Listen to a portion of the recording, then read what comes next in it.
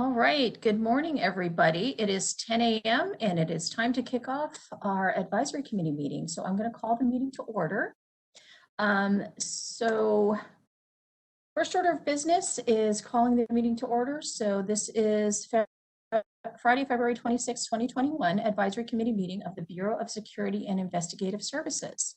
We will be meeting from 10 a.m. until the completion of business.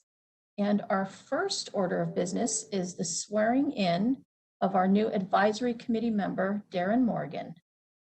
I will switch it over to Christine Lawley, who is the Deputy Director of the Department of Consumer Affairs, to do the swearing in. Thank you so much, Lynn. It's a pleasure to be here today. Mr. Morgan? Yes. You're on the line. Excellent. So nice to be with you today, and congratulations on your appointment. So thank you very much. You're very welcome.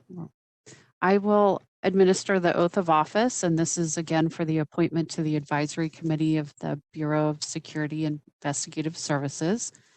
So Mr. Morgan, if you could please raise your right hand and repeat after me. I, Darren Morgan, do solemnly swear. I, Darren Morgan, do solemnly swear That I will support and defend. That I will support and defend. The Constitution of the United States and the Constitution of the State of California. The Constitution of the United States and the Constitution of the State of California. Against all enemies, foreign and domestic. Against all enemies, foreign and domestic. That I will bear true faith and allegiance. That I will bear true faith and allegiance. To the Constitution of the United States and the Constitution of the State of California. To the Constitution of the United States and to the Constitution of the State of California. That I take this obligation freely, without any mental reservation or purpose of evasion. That I take this obligation freely without any, if you could repeat the last part, Absolutely, sorry. I know. This one gets me every time too. That I take this obligation freely without any mental reservation or purpose of evasion. That I take this obligation freely without any hesitation of purpose or mental obligation. Without any mental reservation. Reservation. Or purpose of evasion. Or purpose of evasion. And that I will well and faithfully discharge. And that I will well and faithfully discharge. The duties upon which I am about to enter. The duties upon which I am about to enter. Congratulations. Thank you. I'm clapping. I hope you can hear it. I can. Thank you. Thank you again for your service. We're so happy you're here. Thank you for the opportunity. Thank you, Christine. And Darren, congratulations. Just a little bit about Darren for the rest of our advisory committee members. He is joining us from beautiful Pasadena Huntington Hospital. He's a great addition to the advisory committee, and he will bring a really well-needed, well-rounded aspect of healthcare and how security industry impacts the healthcare, especially in the times of pandemic, which is what we're facing now. So at this point, I'm going to switch it over to Stephen Mao, who's going to do our roll call.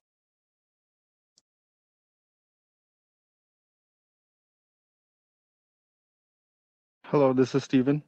I'll be doing the BSIS Advisory Committee meeting roll call for the February 26, 2021 meeting. Then we'll start with Brian Boglin. Present. Boglin present. Phil Sacheret. Present. Sacheret present. Anton Farnby said he wasn't going to make it. So Frank Huntington. Present. Huntington present. Mark Miller. Here. Miller present. Darren Morgan. Present. Morgan present. Nancy Murish. Present.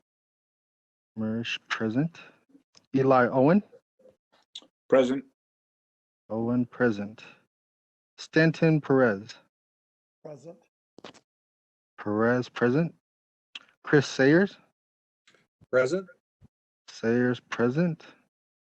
And Glenn Younger is having difficulties trying to log in, but let's hope that he joins us soon. We do have quorum. We're good to go. All right, awesome. Thank you, Stephen. Okay, now we're going to do the review and approval of advisory committee meeting minutes from our last meeting, which was October 8th, 2020. Does anybody have any questions or issues regarding those meeting minutes? Okay, hearing nothing, I'm going to ask for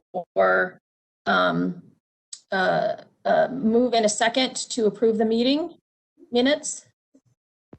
I move. This is Mark Miller. Thank you, Mark. Can I get a second? Second, Eli Owen. All right, thank you. Stephen, can you call roll on approval of the minutes from October 8th, 2020, please? Okay, we'll start with Brian Boglin. Aye. Boglin, aye. Phil Sacheret. Aye. Sacheret, aye. Frank Huntington.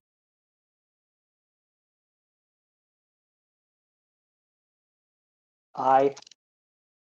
Huntington, aye. Mark Miller.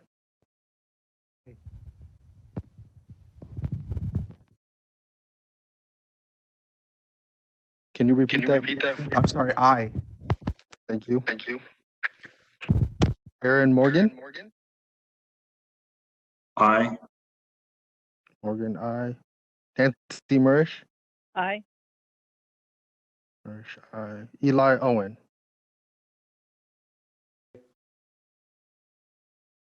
Owen, aye.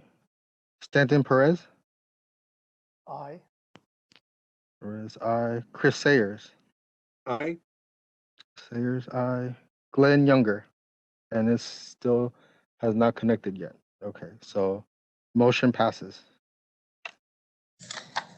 All right, thank you, Stephen. Okay, we're moving on to agenda item number 5, which is the Bureau Chief's introductions, welcome remarks, and Bureau updates. So that is me. Want to let you know that we reopened to the public earlier this month. We have been reopened now for about 3 weeks this time. We close in accordance with Sacramento County's closure orders. So we have been closed and opened several times since the pandemic started, but we are open now and we anticipate being open at least for the near future for some time. At this time, I want to address a rumor that has been persistent and has been out there for some time, and we keep hearing from different people here and there about it. So hopefully, if I get the word out, we can quash this rumor. And that is a rumor that we are shut down completely, that we have one person in here per day working on apps, and that no one is here to help. So I just want to let everybody know that the office is not shut down, that we are working as hard as ever. We have a mix of telework and in-person, in-office work while adhering to social guidelines, and we are processing apps just as quickly as possible. And really, we haven't missed a beat. So if you hear people who,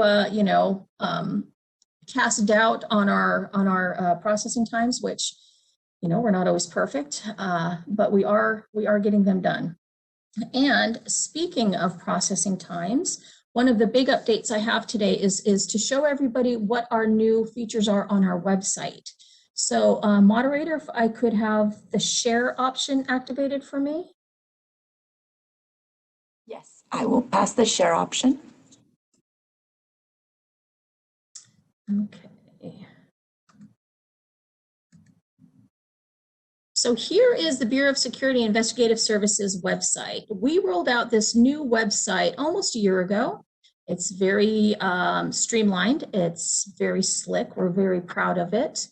And one of the first improvements that we were able to get is, if you see up here, video tutorials. We have video tutorials for 3 different kinds of security guard registrations. And this will walk applicants through on exactly how to do it. And the reason why we chose these 3 is because these are the 3 application types that we get some of the most errors on. So we worked with our communications department and put together these video tutorials. Hopefully they'll be helpful in eliminating some of the commonly asked questions that we have.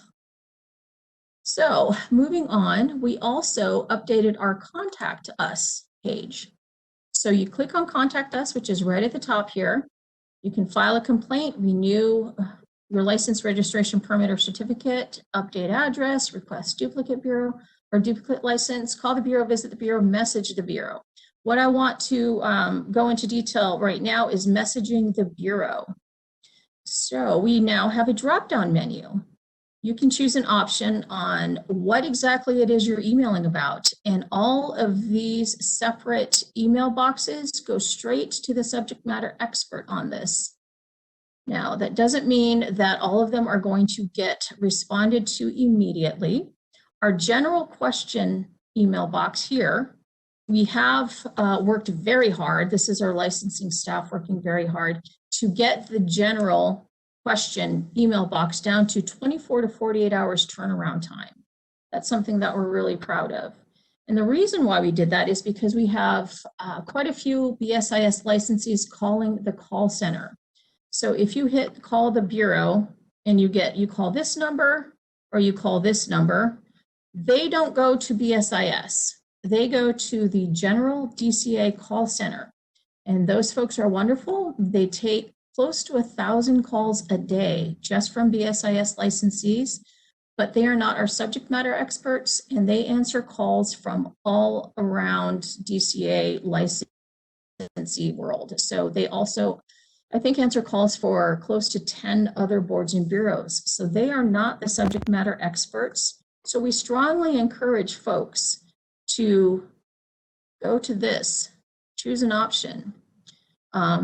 And you will get subject matter experts, you will get an accurate response, and it will be something that you can count on. So we're quite proud of that. We're quite proud of the new website here.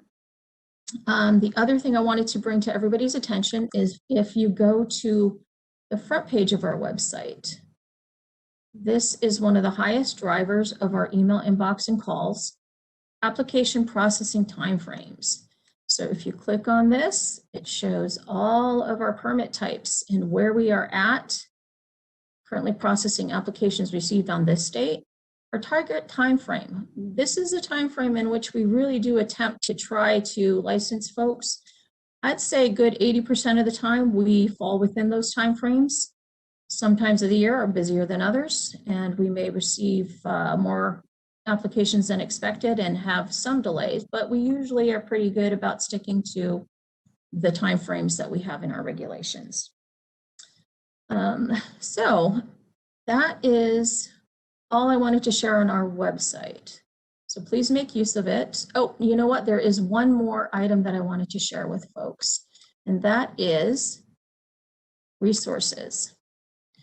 One of the slick things that we've done recently is we are now publishing our auto suspend list, and this is published, we are sent out weekly rather, to our email list subscribers. And this is a list of all of the licensees that we've revoked or suspended their license on in the past week. So you have to subscribe to get this list. So you'd want to click here. You also want to subscribe to our general email or general listserv. This gives you updates about public meetings, our disciplinary review committee stuff, good information here, good information here. And then when we have regulations, you also want to subscribe to that too, because that is your chance to weigh in as a member of the public. So, all right, I'm going to stop sharing now, moderator. Thank you. And the final update that I wanted to give everybody is on our budget. As most of you know, a couple of years ago, I guess almost 3 years ago now, in 2018, the Bureau was tasked with having every tasked with go through what's called the Firearms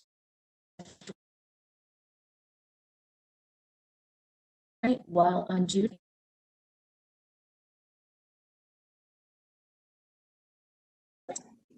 rate is about 85%. Yes. I apologize for interrupting. You were cutting in and out. All right. Is this better now? Am I still cutting in and out? You sound better now. Shoot. Thank you, Lynn. Okay.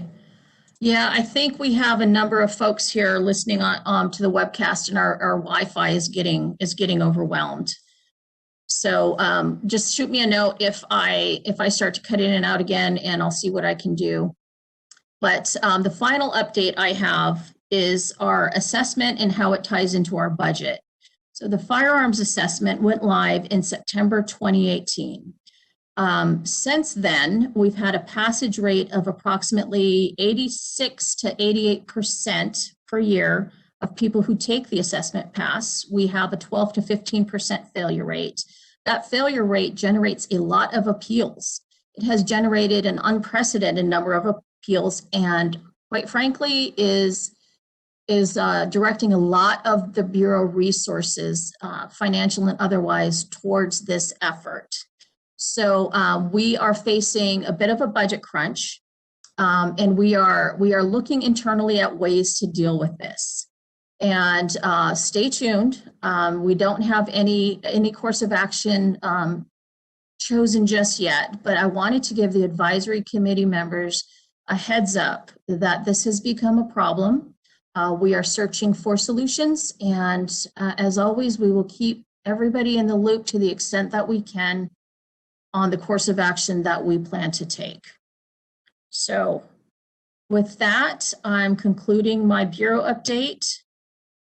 Want to know if there's any comments, questions from advisory committee members?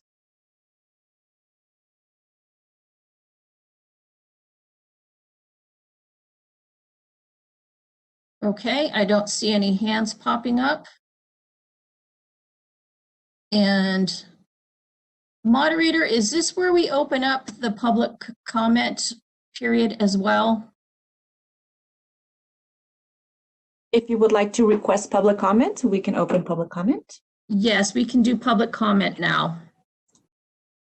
Okay. I'm opening up public comment. Thank you, co-moderator. At the request of the committee, I've opened up the Q&A. To facilitate public comment, we will be utilizing the WebEx question and answer feature. When the committee reaches a point in the agenda which public comment is appropriate, public comment will be requested. And at the committee's direction, I will turn on and announce the opening of the Q&A. So I'm providing a little bit more detailed instructions here since it's the first time, and afterwards I'll provide brief instructions. Members of the public can indicate they would like to make a comment by clicking on the icon with the question mark located within at the bottom right corner of the WebEx screen. These instructions are on your screen each time that we request for public comment. In the Ask field, typically in the lower right corner of your WebEx screen, members of the public who wish to make a public comment will type, "I would like to make a public comment," and send it to all panelists. Any other communications will not be responded to.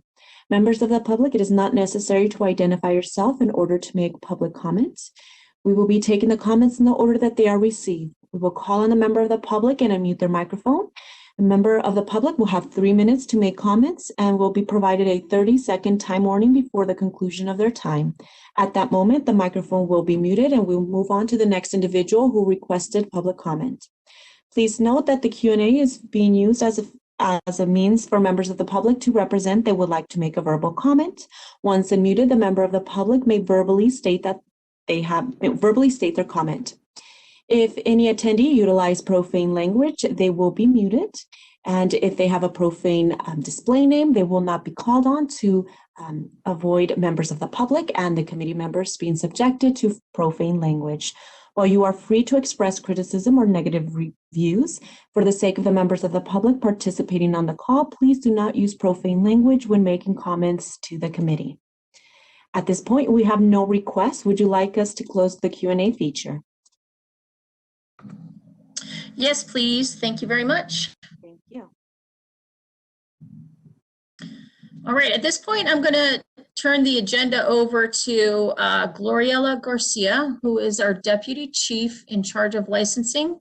She will be giving an update on the Bureau's licensing unit. Hi, everyone. Happy Friday. I am pleased to announce that BSIS is meeting our licensing processing turnaround times for this fiscal year, 83% of the time. And I want to continue to encourage applicants and licensees to apply online for faster processing. I recently looked at some analysis of paper application deficiencies. And typically, paper applications have more deficiencies than online applications. And this is mainly because with some of our online applications, we don't let the applicant or the licensee proceed without submitting the information required. So some of our findings with these paper deficiencies, primarily their firearm permits, they have multiple deficiencies. The applications are not filled entirely. We're missing common information such as social security number, date of birth, signatures are missing. So those references that Lynn made to add our website for the video tutorials, I highly encourage those as resources to assist with the filling out of the paper applications. But again, online application, I will be a strong advocate for that in continuing to support that method. We're also currently working on a couple of efficiencies for faster processing and more communication with our applicants and licensees. For instance, we are projected to slowly phase out most of the automated renewal payment coupons for most of our employee license types. So currently there's 3 ways to renew your license. The 3 ways are sending a renewal application via the mail, sending the renewal coupon via the mail, and renewing your application online. So eliminating the renewal coupon will help us in the licensing unit process faster, as it will be one less mail method for licensing to track and renew, especially because licensing staff has to go over these coupons manually one by one. And also there will be some cost savings for this efficiency. So we project getting rid of this automatic renewal coupon by this summer, but there's no guarantees, but we're aiming for summer of this year. We will make sure to announce when the automated renewal coupons will no longer be made available via our email subscription list and social media accounts. And another communication efficiency we're working on is to send email reminders on updates to the application status. And so I want to encourage all applicants and licensees who apply to start including their email address on their applications. And lastly, BSIS only offers the one firearm requalification waiver from last year. We have been working with the governor's office to waive one firearm requalification waiver, and we're hopeful, but there's no guarantees. So if anyone has any questions or comments, I'd be happy to take those.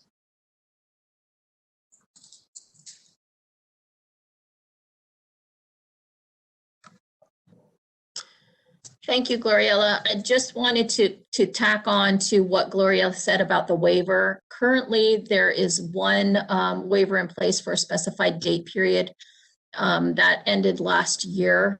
What we are in the process now of pursuing with the governor's office is another waiver, not just for the 4th requalification, which was the subject matter of our first waiver, but a floating waiver for any one of the 4 requalifications pending approval by the governor's office. So stay tuned. I would encourage everybody to sign up for our listserv so that you get the news first sent to your email inbox right when it gets authorized. We send out a notification to our listserv. So that's that.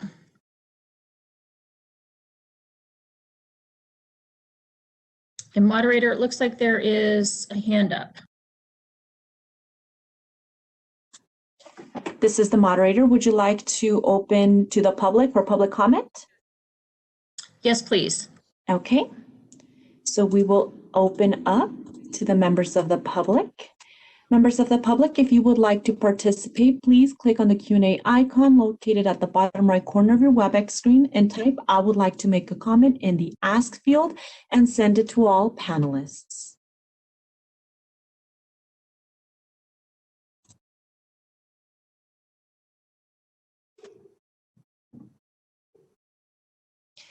And I do see that we have some hands raised. Typically, we would like, thank you. I do see them coming in the Q&A. So I will unmute Conrad. Thank you for requesting. I will unmute you and you'll have 3 minutes to provide your public comment. You have been unmuted. Hello, everybody. Thank you very much. This is Conrad Lavoit. I'm an instructor here in Tracy, California, and my comment is that every once in a while you get a student or a person who needs to renew their firearm after the 2-year period and has missed several one or more recalls. As we know, we cannot complete their process since they have missed and it's not able to be completed in a time frame that is allowed. Therefore, they do need to conduct an initial firearms course and start the process all over. However, the only thing that we can do at this time is provide a paper, a hard copy application. Will there be an opportunity to submit the application prior to their valid permit being issued, or I'm sorry, their valid permit expiring on such date? So right now, again, we're able to submit a hard copy application.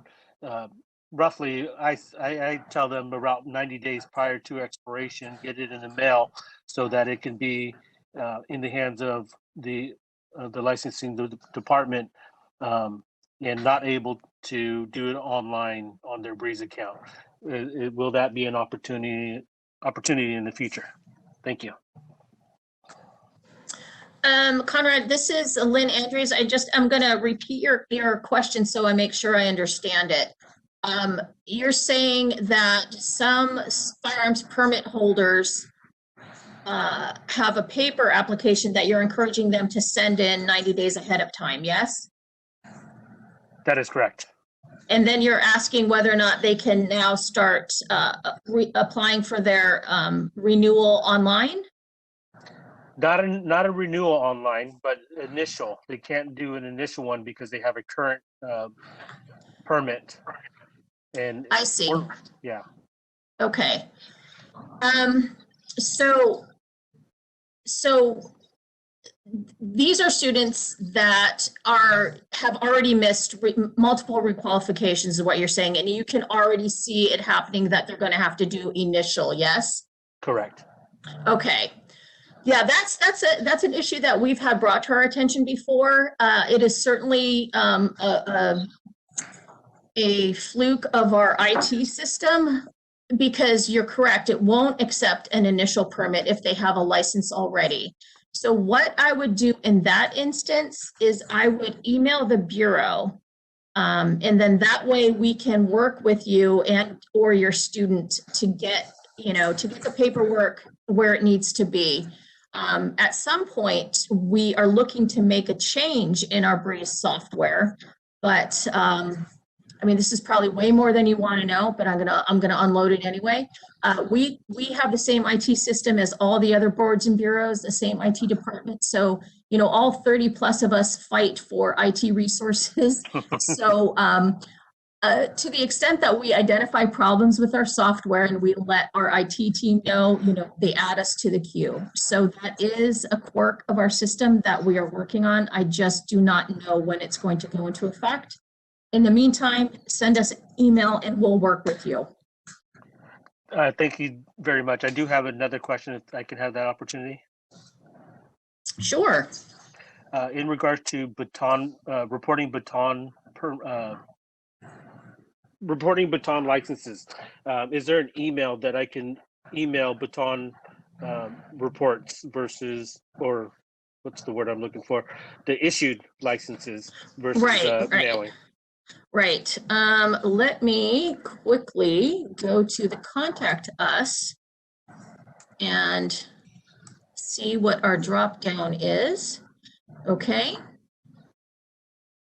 There isn't one dedicated to baton permits on our contact us email drop down menu, but I'm going to give you the email address directly here. I'm going to type it out in the chat in case anybody else wants to write this down. This is the moderator. The chat is desactivated. Oh, okay. All right. Well, I will go ahead and tell you. It's baton permits, all one word, and that's plural, baton permits with an S, at dca.ca.gov. Thank you very much, and that's all I have. Thank you. All right. Thank you. This is the moderator. An individual identified as Herbert would like to make a comment. I will unmute your microphone at this moment. You have been unmuted. Yes, good morning. I had a question for probably Ms. Garcia. I understand if you fail the firearm permit test, you need to start the entire process over again, since there's no way to, quote, take a retest. Is that correct? This is Gloriella. Yes, it is. Okay, and the 1 year date, is that measured from what, ma'am? It's like when you fail, you cannot take the test for another year. What point in time is that year start? The day you fail the test?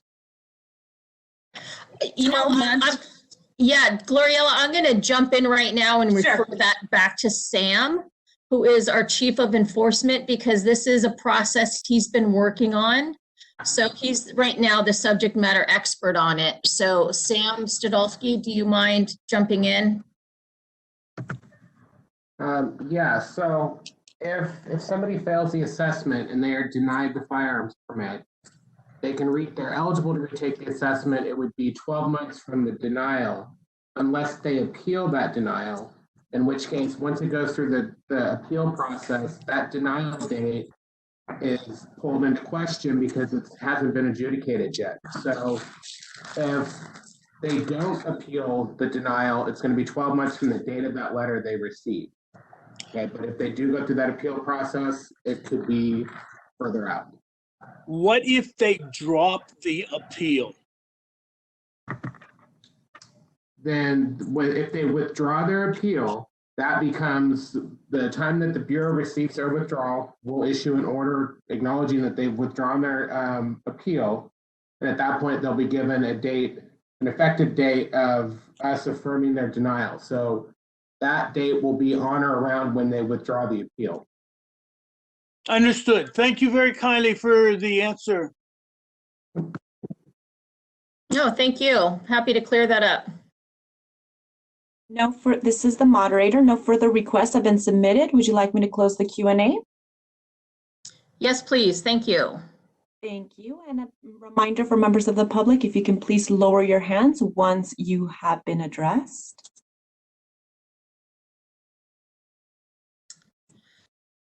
All right. If there are no further comments or questions on agenda item number 6, we are moving on to agenda item number 7, which is update on the Bureau's enforcement unit. I will send this over to Sam Stadolsky, our Deputy Chief of Enforcement for the Bureau.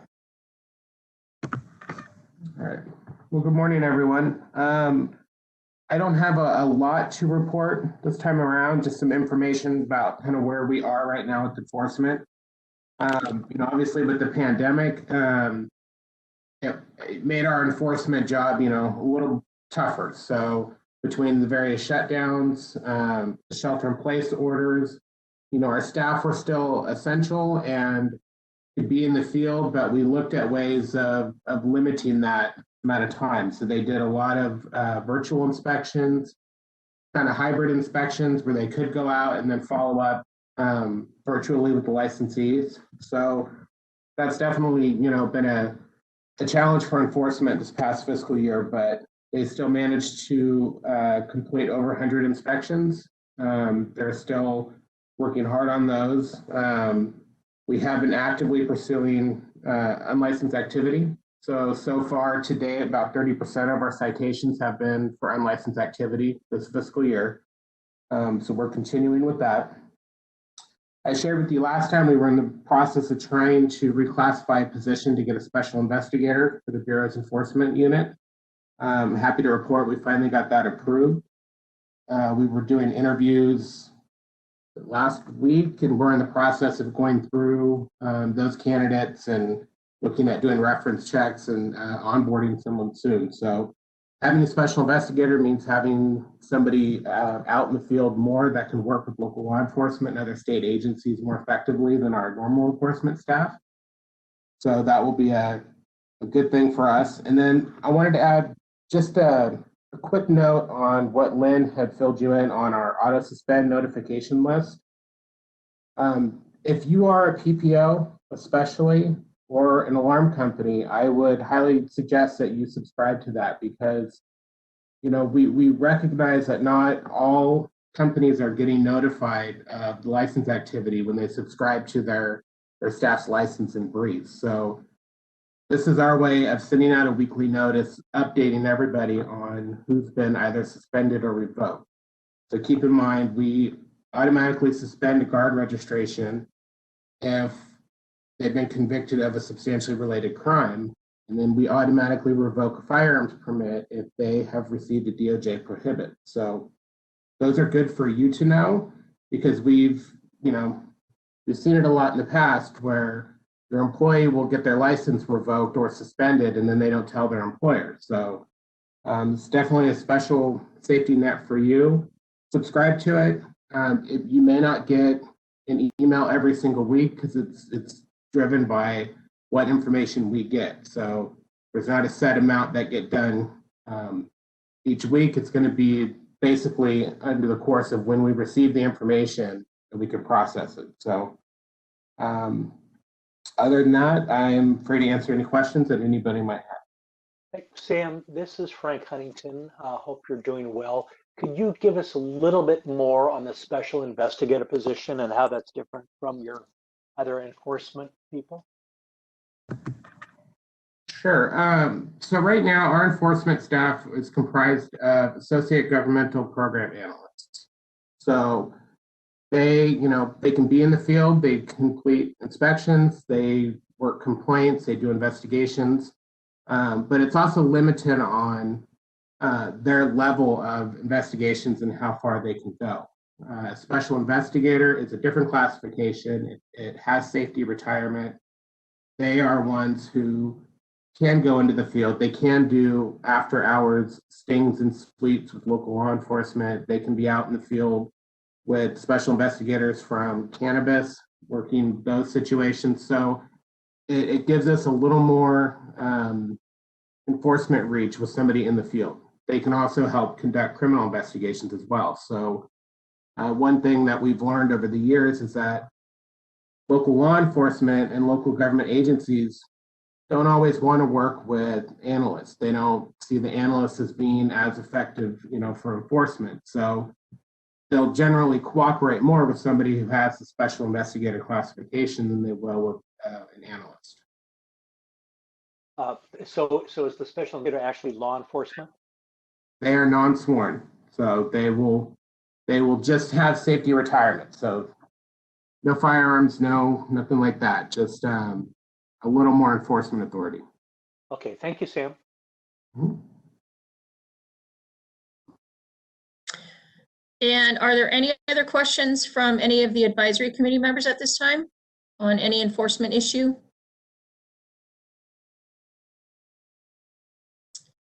All right, seeing none. Moderator, can you open for public questions, please? Yes, this is the co-moderator. The moderator has stepped away for a second. So I will open up for public comment.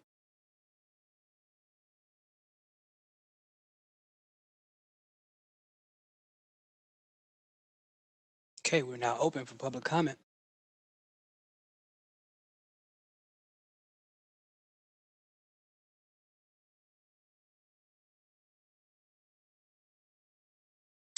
All right, co-moderator, I'm not seeing any public comment requests. Okay, would you like me to close? Yes, please go ahead and close.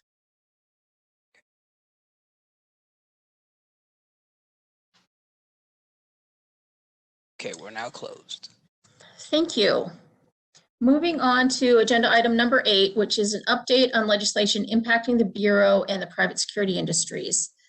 Assembly Bill 54 by Assemblymember Kiley. This bill prohibits DCA boards and bureaus from revoking a license for failure to comply with any COVID-19 emergency orders unless the board can prove that the lack of compliance resulted in the transmission of COVID-19.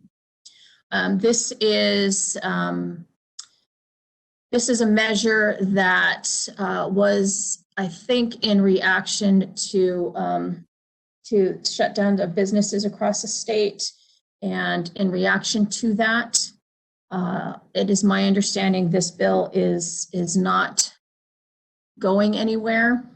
And if that changes, I'll let you guys know. Does anybody have any questions on this bill at this time?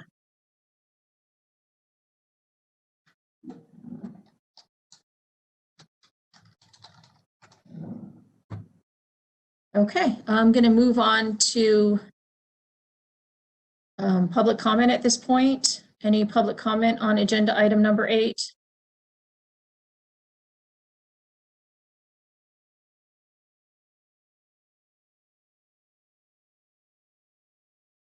This is the co-moderator. Would you like me to open up for public comment? Yes, please. Okay.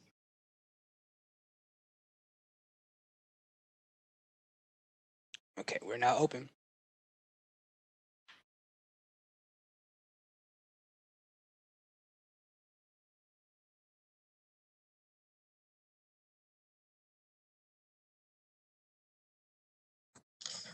I do not see any questions for this agenda item, so let's go ahead and close public comment, please.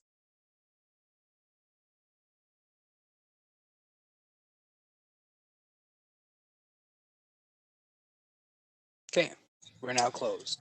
Right. I apologize. I have to go back to agenda item number 8. We skipped a couple of the subsections on agenda item number 8.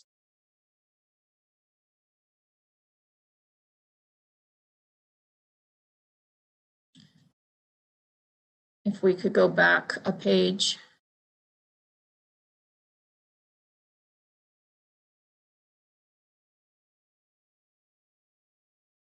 Back to agenda item number 8. There we go. Yeah, there's 3 sub-bullets in this one. This is the second one. This is an identical bill to the one I just discussed. This is the Senate companion bill. It prohibits DCA boards and bureaus from revoking a license for failure to comply with any COVID-19 emergency orders unless the board can prove that the lack of compliance resulted in the transmission. So again, same status update on this one. I don't anticipate this bill moving very far in the legislature. Again, if that changes, we will let you know. Then moderator, if you could go on to the third bullet point on this, Assembly Bill 229. There we go. Okay, moderator, can I have sharing privileges, please?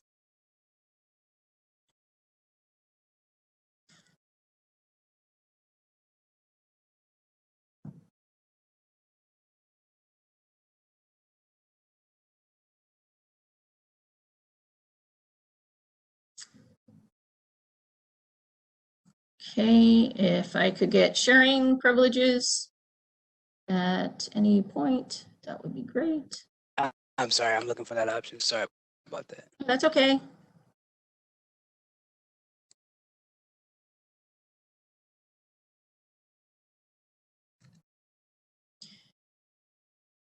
So this is actually the big reason why I wanted to have an advisory committee meeting this month. This is a bill I sent out to all of our committee members ahead of time. It's AB 229 by Assemblymember Holden, who is out of Pasadena. So this bill would be effective January 1st, 2023.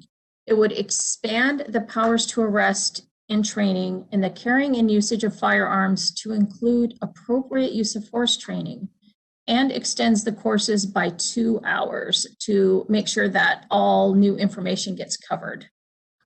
The Bureau is tasked to work with Post to develop the course outline. Additionally, the bill makes the weapons of mass destruction and terrorism awareness as an elective course only. We had heard from numerous stakeholders that the weapons of mass destruction course was not super helpful. Additionally, the bill clarifies that an armed security guard must be an employee of a PPO or private patrol operator. So what I'm going to do now is I'm going to share my screen and I'm going to pull up the bill on my screen. And as we have any questions, we can go ahead and go through the bill and make sure that we can go through it and answer any questions that come up from committee members or the public on this. So let me go ahead and pull up the bill.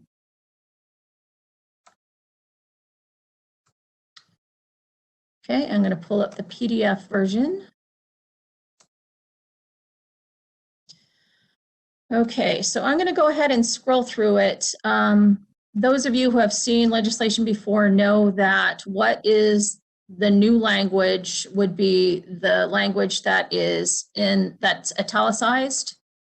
So this one here, any section that references a date is either a sunset, to comply with sunset or sunrise provisions. So those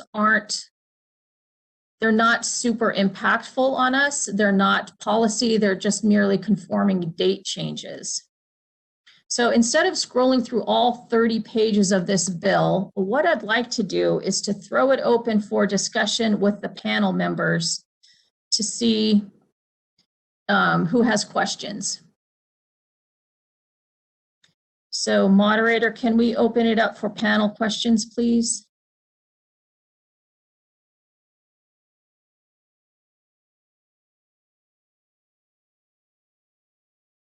Hi, Lynn, it's Frank Huntington. I don't know the protocol here. I don't know if we have to open it up or we can just unmute ourselves and ask. Yeah, no, just go ahead and unmute yourself and ask. I think that'll be quicker and more efficient. Thanks. So coming from the private investigator standpoint, Callie is looking at this. I'm curious as to, would this be enforced or implemented through the FQ requalification, or would it be implemented through the security guard initial training? This is going to be both, I believe. It's powers to arrest training, which it's my understanding that it goes through, and Sam, feel free to jump in if I'm messing this up. It goes through both firearms training and security guard powers to arrest training. The way it's currently written, it will impact the initial powers to arrest for security guards and the initial firearms training for those applying for a firearms permit. At this point, the requalification side of it, that's through reg, and that hasn't been addressed yet. Okay, that does answer a big chunk of questions for PIs at least. Thank you, Sam and Lynn. Yeah, no problem. And one of the things I want to emphasize is that Assemblymember Holden's office has been really fabulous. They've pledged to work with us in any shareholder concerns we have, or stakeholders rather. And that's the reason for the 2023 implementation date, is they're giving us enough time to do our regs and to roll this out and to make sure that there are no hiccups in the process.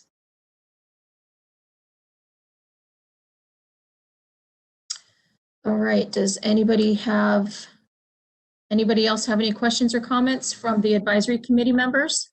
Stan Perez. Lynn,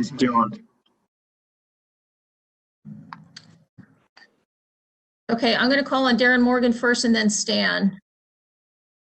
Thank you, Lynn. Just one question from the healthcare side. We've got several hospitals that have employed their own security. And based on what this bill is saying, for those hospitals where those security officers are armed, they don't have the PPO option.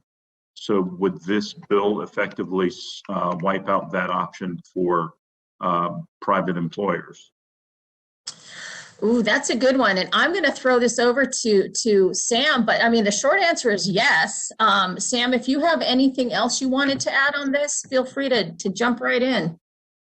Well, keep in mind that a security guard can work for a lawful business, but an armed security guard has to work for a PPO or government entity because they have the badge and patch requirements.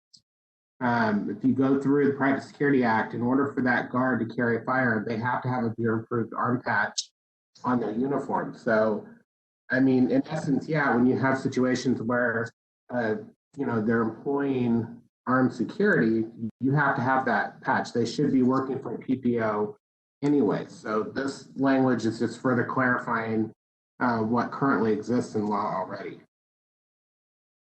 Okay, so I know of a member hospital that does have armed security, but they are not licensed as a PPO, and they've had that in place for a significant number of years, at least 20 plus years.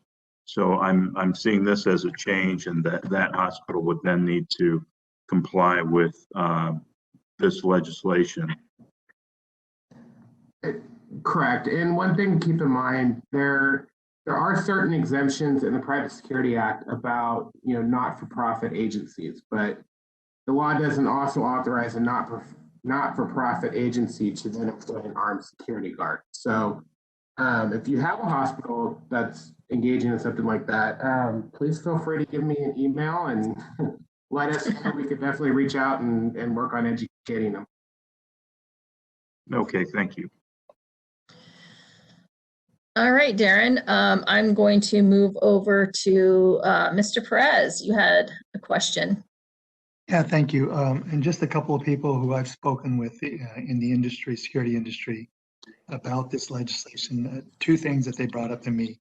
One, the immediate one was the cost involved. On some of their smaller accounts, they mentioned that there's only 1 or 2 armed officers. It's not a big deal, the 2 additional hours of training. On some of their accounts where they have over 100 armed officers, then the cost becomes astronomical for them, in the thousands and thousands of dollars.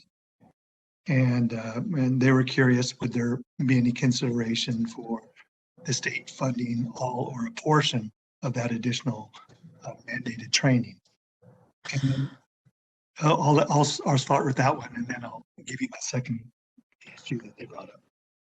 Right. So the initial answer to that is the regulations that we're going to draft will start to address that issue in the hours and break it down into much more detail. Right now, our current training articles, or our current training regulations and and mandates are located within our regulations, the California Code of Regulations, and it really goes into detail, 2 hours of this, 2 hours of that. This really isn't upping the ante very much. It basically says replace this with that. You need to make sure that you're covering this in your powers to arrest training. And, because this is a little more information, we're going to extend the powers to arrest training by 2 hours. So depending on how the training facilities implement it, which is beyond our control, and the price they charge is also beyond our control. Yeah, I'm not seeing that it's going to be a huge increase, but yeah, the devil's in the details, as they say. Yep. And Mr. Perez, did you have any other questions? Yes, I did. And the other issue that they brought up is going over the legislation, and I'll point you to it. It's section 11 in the legislation, and the actual section of the BMP code is 7583.7. Yep, here we go. Yeah, and you go all the way down to item 10B, duty to intercede. Okay. And so the question was, what is meant by duty to intercede? And they pointed out that it differs from the current training, which is to observe and report. And they pass along, and I recall from my days as a former VP of a security agency, that we would hammer that in, the duty to observe and report, but not actually physically intercede. And now they wondered whether this phraseology, duty to intercede, now suggests that there is some need for the security officer to physically intercede. Right. So this is language, keep in mind, this is not a bureau. This is not the bureau language, that this is Assemblymember Holden's language. So very, very specific questions I can't answer at this point. I think this is a question that I'd be happy to pass on to Assemblymember Holden's office and see what his response would be. Okay, and just to aid you in that discussion, or your folks in that discussion, what was brought to my attention is that there are many legal liabilities that are associated with that term, duty to intercede, if it suggests going beyond the current duty to observe and report for the security officer. And that, yeah, absolutely. An agency, a security agency, may be subject to millions and millions of dollars of liability because the officer didn't physically intercede, and argue that that's what the legislation now requires. Right. I'm going to pass over to Sam.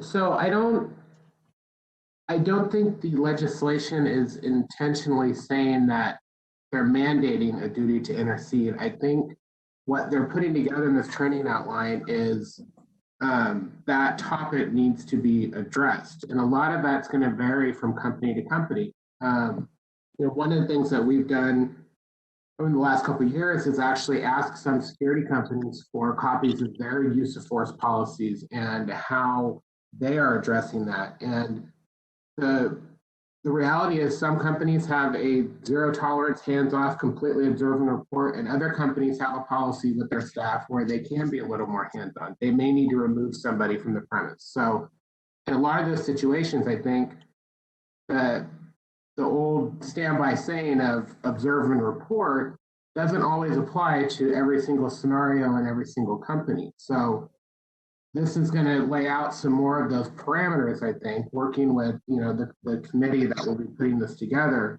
A lot of that needs to be spelled out a little bit more, and other companies are going to take that and include their policies when they're, because you're right, some companies may be willing to take on a little more liability than another company. So what the legislature, I think, is intending here is those issues need to be outlined in the training, and the training needs to cover certain aspects of force. Right, and again would just add, and I appreciate that explanation, and I'll pass that back along. I would just add that phrase, duty to intercede, is going to be interpreted by those who might file a lawsuit against the security company to benefit their client, and at the expense of the security agency, who's going to be held to these words. And so if consideration could be given to clarifying what that duty to intercede at minimum requires. And like I said, I don't think there was a mandate placed in that. I think that's just a topic that needs to be covered in training. I think that's what we would be looking at on our side of putting that together with the committee. Okay. And then the last thing is this just right below that, and it's used in a couple of places, but just right below that, item C is the use of objectively reasonable force. And just what is that term objectively intended to mean? And that's another good question. It's my understanding from speaking with the legislators' staff that they took this sort of wholesale from a police training manual. And I did make it clear to them that not all of these would be appropriate in a private security setting. So we'll be working on, on refining and helping them via technical amendments as this bill moves forward. So, I'm glad you're bringing all of this up. We can take all of these concerns back to Assemblymember Holden. Okay. And then thank you again very much for listening to those concerns. No problem. Was there any other questions you had at this point, Stan? No, ma'am. Thank you very much. Okay, thank you. And I saw Mark Miller. You were trying to make a couple of comments there, Mark.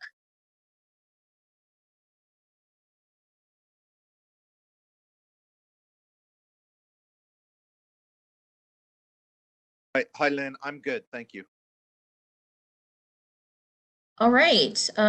Do we have any other advisory committee members who have questions or comments on this bill in particular? Lynn, Darren Morgan again. Under section 7583.3, paragraph D, it's italicized and it reads, carry or use a firearm or baton as authorized by this chapter unless the security guard is an employee of a private patrol operator licensee. Currently, at least 50% of the hospitals that are not using a contract guard company have officers who are carrying a baton. They're not using firearms, but they are carrying a baton. How is this going to impact those hospitals, especially as we look at the economics of hiring a third party to provide security? There are hospitals and higher education facilities that have chosen not to do so for quality control and training purposes specific to those environments. This particular clause does put an onerous obligation on those organizations and businesses to have to use a PPO if they're wanting their officers to carry baton. Right. I see what you're saying. So from the Bureau's point of view, what is of the most interest and relevance to us are our particular code sections. So what we can enforce and who we can go after are folks who are licensed under our BMP code sections. So towards that end, we want security guards employed by private patrol officers because private patrol patrol operators, because PPOs are required to do the training, the proper training, and they're required to have insurance. Therefore, if an incident happens with the guard, we can hold the PPO accountable. We can hold the guard accountable. We don't have jurisdictions over hospitals in our codes. So our goal is to ensure that California consumers have recourse for the practice acts under our jurisdiction. And so that's why we're trying to capture as large a population as possible, and also cover public safety at the same time. Does that help explain? It does. So then that begs the clarification that hospitals, institutions of higher education, both tend to be nonprofit for the most part, as well as private. Is it not an expectation that anyone who is employed as a security guard within those private organizations also are licensed as licensed under the Bureau with a guard card? So when you start getting into institutions of higher learning, public universities, things of that nature, they are considered a subsection of the government, and that is a big carve out in our laws. So there are some, if you're a government entity subsection, I can't remember exactly how it's phrased, but basically if you're part of the government, you do not need our approval stamp. And then I'm going to also have Sam weigh in on this too, if he has any additional thoughts on this one. So looking at it from an enforcement standpoint, one of the things we're trying to ensure is that if you have a guard standing post and they have a firearm or a baton, those are potentially deadly weapons. And if they're employed, say, by a general employee, so they're employed by a lawful business, we can't hold the lawful business accountable to ensure that the guard is licensed, they've had all their training, we have proof of that training, and that there's liability insurance in place protecting consumers in case something happens. So we can only hold our licensees accountable. From a consumer protection standpoint, if a guard is employed by the PPO and standing post with one of those two weapons, we know that the company has the proper insurance in place. We can hold the guard accountable, we can hold the employer accountable, and it doesn't fall off to the institution. Now, as Lynn said, these government carve-outs, when you look at, a political subdivision as being exempt from licensure, sure, they can hire those individuals. They're also taking on that liability and that responsibility. Part of this is to kind of fill in some of those loopholes that have been in the Private Security Act, where you can't, as I said before, you can't carry an exposed firearm unless you have a Bureau-approved patch. We only have the authority to approve those for a PPO. So all your other guys out there, they're not doing it right unless they're employed by a political subdivision. And that's where it gets really, really wonky between looking at how they're employed, who they're employed by, whether or not the employer meets the definition of a political subdivision or a nonprofit. So this just kind of fills in some of those loopholes. I understand where you're coming from that side of it, and it being a large population. But I think that's something we'd be able to work with them on coming into compliance. Okay, thank you. Yeah, and Darren, from my previous background in health policy, I know that some hospitals are run by JPAs or overseen by JPAs, so maybe that could be a particular carve out. I'm not sure. I don't want to give out any advice, but I'm just sort of spitballing here. No, I understand. I think about some of our members who, like USC or other private schools that both have hospitals and higher education, and they share their guard force.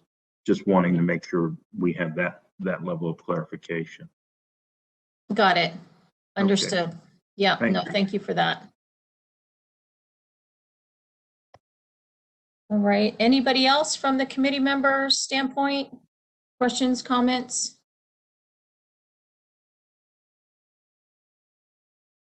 All right. Okay, moderator, if we can kick this open for public comment. This is the moderator. I'm opening the Q&A at the request of the committee. Members of the public, if you would like to participate, click on the Q&A icon and type, "I would like to make a comment." And give me just a moment as I pull it up on our screen. There you go.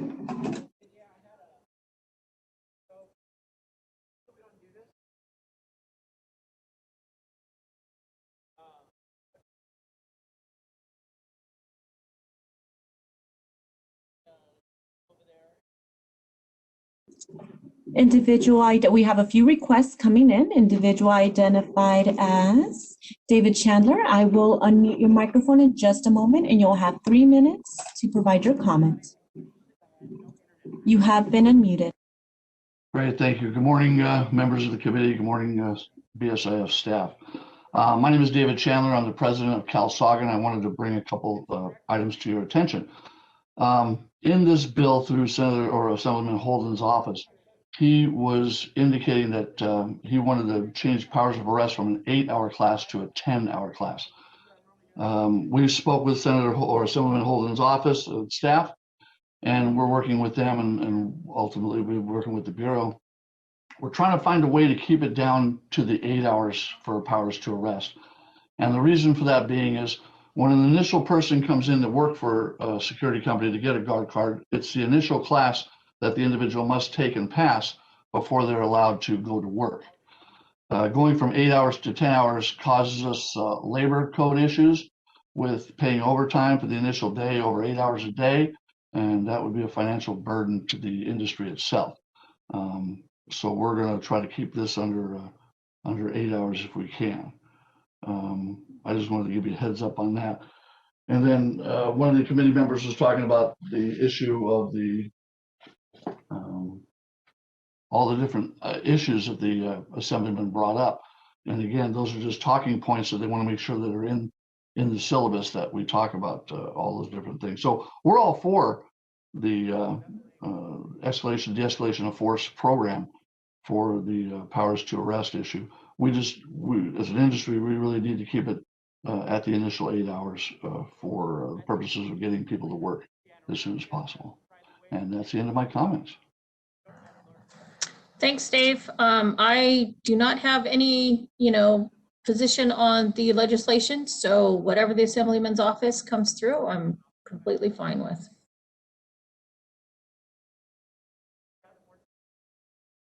This is the moderator. Moving on to the next individual.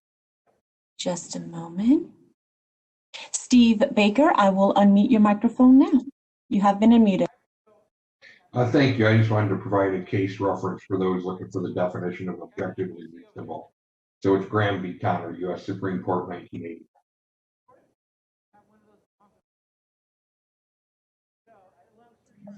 Thank you very much, Mr. Baker. I appreciate that. This is the moderator. No further requests have been submitted. Would you like me to close the Q&A feature? Yes, it looks like Mr. Perez's hand is up again. Is this additional questions, Stan? No, I'm sorry. I should have taken that down. No worries. Okay, that is the end of agenda item number 8. Agenda item number 9, update on enacted or pending regulations. There are 4 that I'm going to cover very briefly. First one is AB 2138. This was a bill passed in September, or signed into law September 2018. The goal of it is to try and get more people into the workforce regardless of whether or not their background is less than perfect.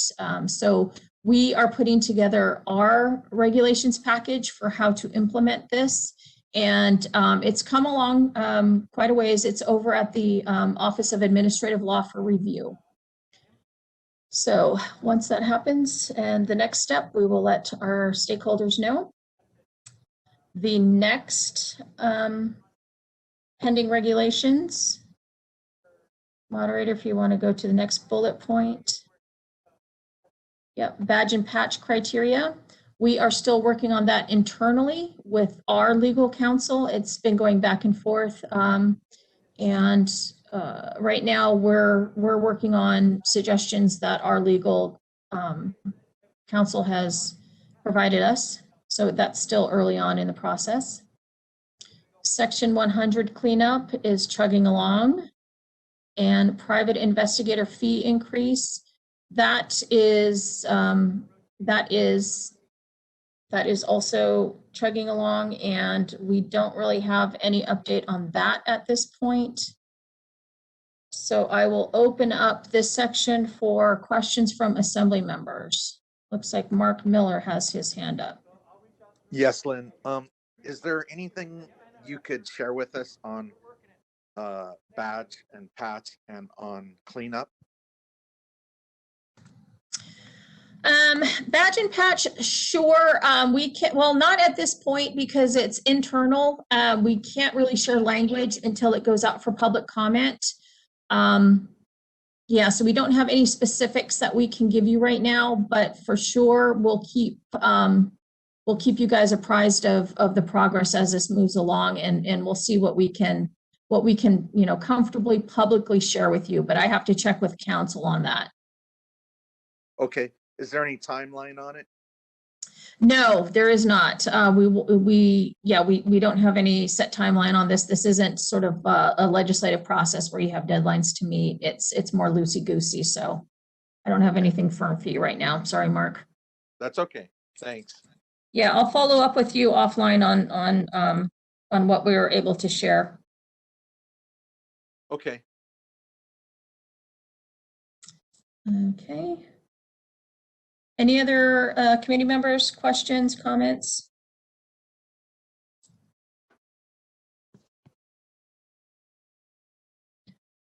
All right, I will go to public comment on this agenda item.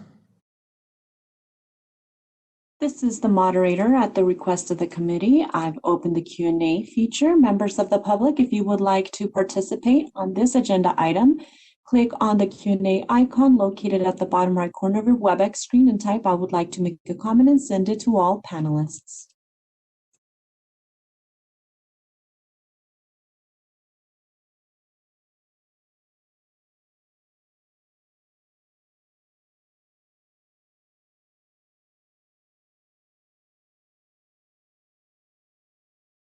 No requests have been submitted. Would you like me to close the Q&A feature?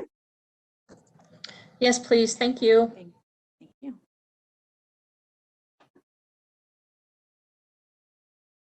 All right, moving on to agenda item number 10, update regarding private investigator pocket cards.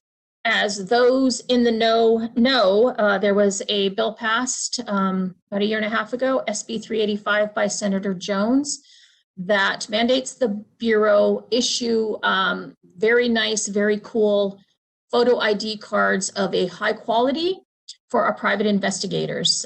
Since the bill has gone into effect, we've been working on this.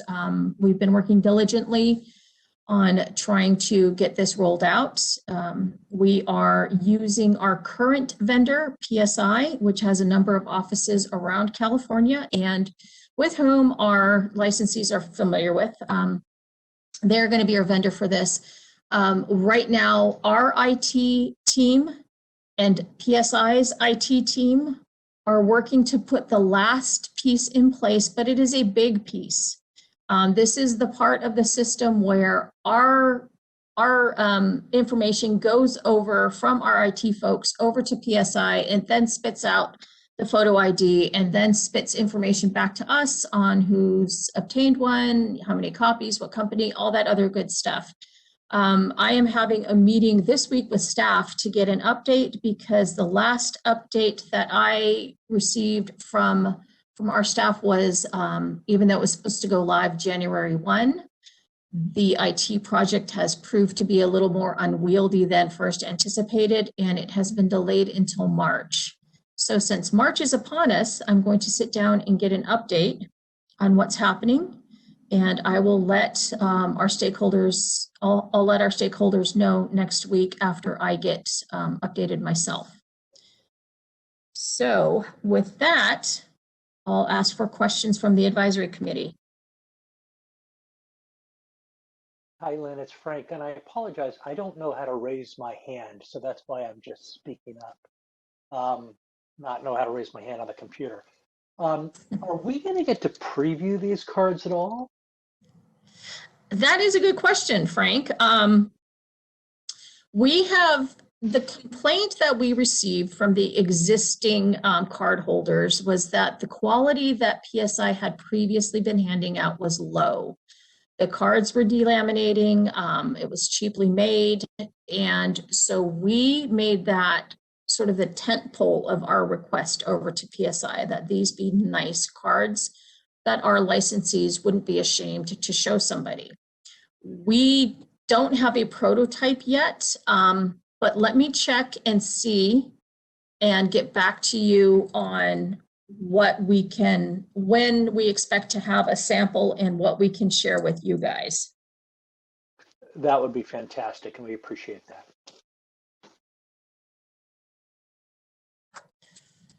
Any other committee members? All right, seeing none, I will open it up to public comment. This is the moderator. I've opened up the Q&A. Members of the public, if you would like to participate in this agenda item, click on the Q&A icon located at the bottom right corner of your WebEx screen and type, "I would like to make a comment," and send it to all panelists.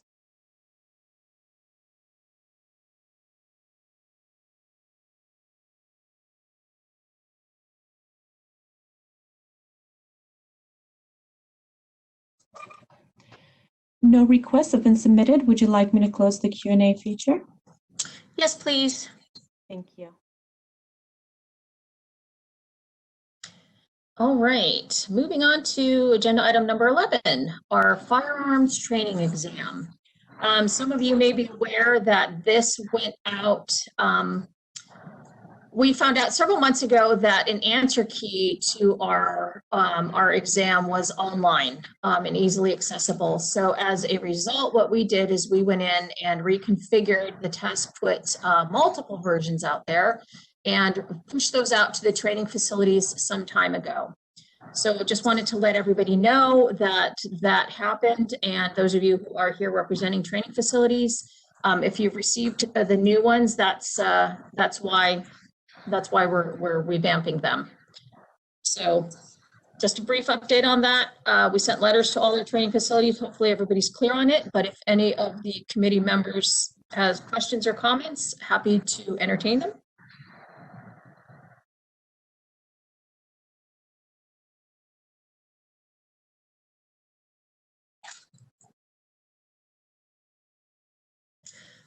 Okay, I don't see any from committee members, but I do see public. So moderator, can we open public comment at this point?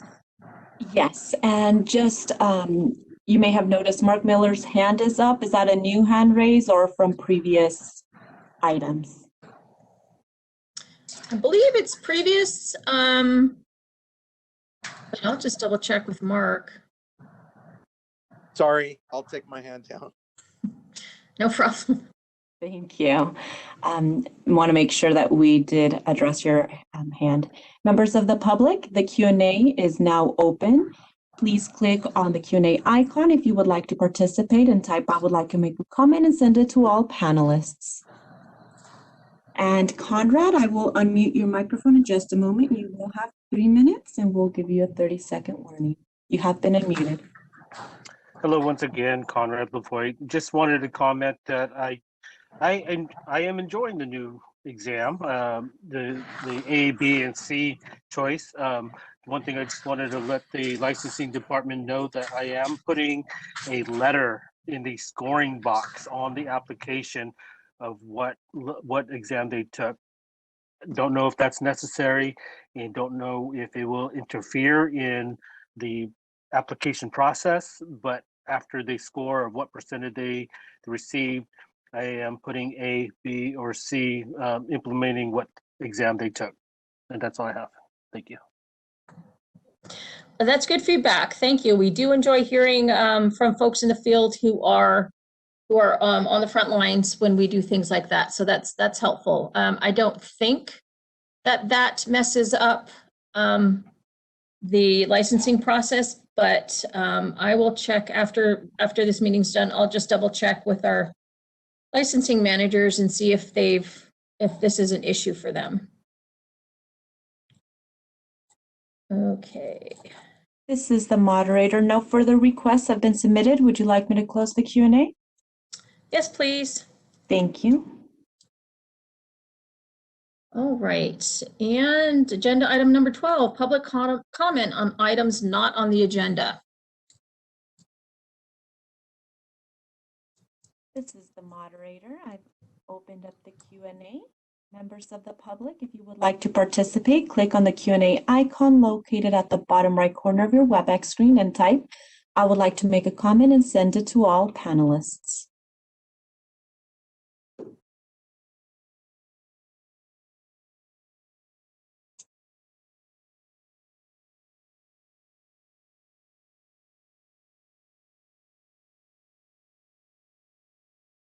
And Conrad, I will unmute your microphone at this moment. You have been unmuted. Hello, once again, Conrad LaFoyte. Wanted to make a comment in regards to a situation that I have been placed in a checkpoint at a hotel. Was going up to my room after spending 7 days, and the guard at that point had asked me to see what's inside my items. I had welcomed him and gave him all consent to go ahead and look inside my items. He asked me to open up. However, I decided not to open up and allow him to do so as he pleased. My items were, to me, of course, were not suspicious of any type and were to be seen as, any other luggage or box. In this case, it was a file box. He chose not to open them, and he called for backup, whereas the situation escalated to where there were 4 other security guards in my presence, wondering, since there were 3 new arrivals, they were wondering and asking the guard what was the issue, and he said that I did not want to open my case. Now I asked the question, "What are you looking for?" He says, "We're looking for items that are not allowed on property, such as any types of firearms, knives, or anything, or any other weapon." And my question to him, if I were a bad guy, would you want me to open up my box or my belongings to show you, which would be an unsafe situation for that security guard. Fortunately, I'm not a bad guy. I did eventually open my box, and he was upset that I didn't open it up in the first place. However, in safety, for safety reasons, for him and I both, I gave him full authority to open up my belongings. Is there any stipulations that says that a person on a property must comply to opening up at the request of a guard on any private locations if it's not stated in a contract? For example, if I was renting a room at the hotel. 30 seconds. Is there I mean, I guess I would have to look into the hotel's policies. In this case, there was not. Thank you. Yeah, this sounds like a question for our crack enforcement team, and I will have Sam Stadolsky respond to that. So based on what you shared, I would say we would probably need to know more. And if you feel that something was incorrect in what went on, please submit a complaint online. Our staff can reach out to you, find out, more information. When it comes to the private security world, it's not always, one size fits all. So I'm not sure what their level of responsibility was as security, and that's obviously something we probably all want to look at. So I would highly encourage you to submit a complaint. And Conrad, there is an awesome website we have where if you click along the top bar that says contact us, you have a choice to file a complaint. And it's really just that easy. You have to fill out a few fields. So if that's something you'd like to do, we make it as easy as possible for members of the public to file a complaint.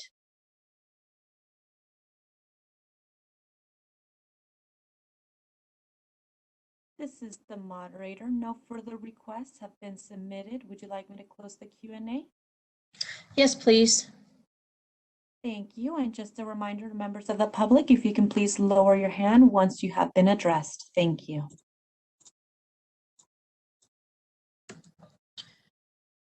Okay, agenda item number 13, committee members' recommendations for future advisory committee meeting agenda items. This is where our committee members get to suggest items that we take up at our next meeting. Frank, I see your hand up. So is that on this agenda item? It is, Lynn. I figured out how to raise my hand. Thanks. We addressed this issue several months ago regarding license lookup on the website and how it was not working properly. And it's just, there's three areas. There's private investigator, there's private investigator qualified manager, and one other area where the general public would not necessarily know the difference. Right now, I clicked on private investigator and entered Frank Huntington, and no results match your search criteria. So it needs to be brought to the IT department that there are still issues with that. You know, a public member would not know to look for me under qualified manager, but simply the investigator. And that could cause some issues. I spoke with another one of my associates. Yeah, there's three areas, PI branch, and PIQM. She put in her license number and her license came up. When she put in her PI number under QM, another person's license came up. And when she put in her company name and PIQM, a whole list of people came up. So I think the IT people need to readdress that issue and see if we can get that cleaned up. Yeah, thank you for that. I will ask for input from our Deputy Chief of Licensing, Gloriella, because as you mentioned, this has been an ongoing issue. So, Gloriella, have you still being a problem? Yes, it has been, and I can take a look at it. Frank, would you mind just sending me what you have via email, and I'll get together with my team and see if we can triage it. I know last we talked to IT, there wasn't a way to effectively show everything, but I want to make sure I understand exactly what it is you're seeing, and we'll be in contact. Sure, and I will volunteer the associate, Francie Kaler, who I've been texting with, who had issues as well. So both of us will be in contact with you. Excellent. Thank you. Any other advisory committee members have any topics they would like us to cover in the future?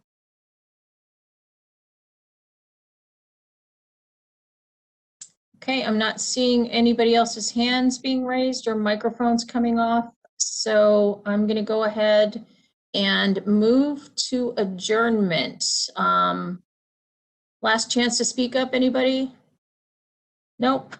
All right. Okay, well, thank you, everybody. It is 11:33 in the morning, and we are going to go ahead and adjourn this meeting of the BSIS Advisory Committee. Thank you all very much for participating. I really appreciate everybody's time, effort, and energy this morning. Thank you. Thank you. Thanks. Have a good day. Thank you, Lynn. Lynn, and thank you, everybody. See you next time. Okay.